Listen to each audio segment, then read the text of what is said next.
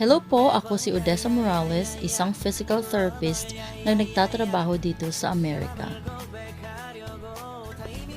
Bilang isang virtual physical therapist, gusto kong matulungan ang bawat isa, lalo na ang aking mga kababayan who has a hard time finding a PT clinic, lalo-lalo na sa Pilipinas.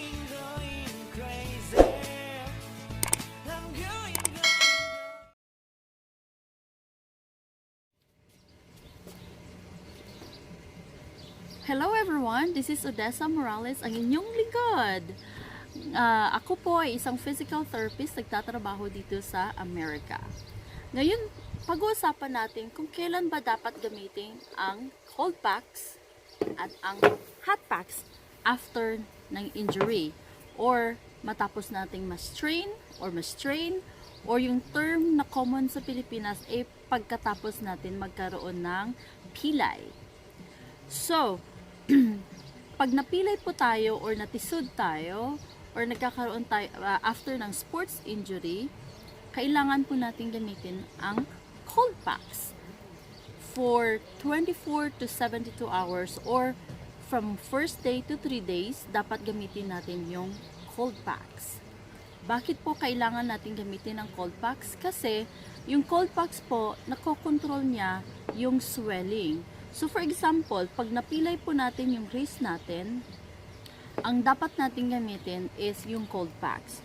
So but before natin gagamitin ang cold packs, kailangan i-wrap muna natin sa towel para hindi direct sa skin natin at hindi magkakaroon ng additional injury sa skin natin. So pag cold packs, basain lang natin ng konti yung towel and then ilalagay na natin dito sa ating sa napilayan na part.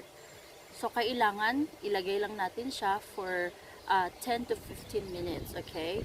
So, ano nga ba ang reason bakit kailangan cold packs pag napilayan tayo? Ganito po 'yon. Yung cold packs po, nakokontrol niya yung swelling. So ibig sabihin, instead nakakalat yung swelling, lalaki yung swelling. So pag dito po, yung pamamaga niya, malolocalize lang po siya sa wrist natin. So hindi na po siya kakalat o hindi na siya lalaki, hanggang dyan lang. So ang mangyayari, pag lalagyan mo siya ng hot packs or warm compress after ng injury, lalaki siya, lalaki ang pamamaga, at yung pain ay magiging worse siya. So kaya kailangan cold packs muna, tandaan, cold packs muna 1 to 3 days after ng injury or after tayo napilayan. Okay? Then next, so after 3 days, ano ba ang dapat nating gamitin? So after 3 days, kailangan na natin gamitin ng warm compress. So warm compress 3 days after ng injury. Bakit? Kasi yan siya para mag-increase na yung circulation. Yung pamamaga is mawawala, mag-i-increase na yung circulation doon sa part na napilayan.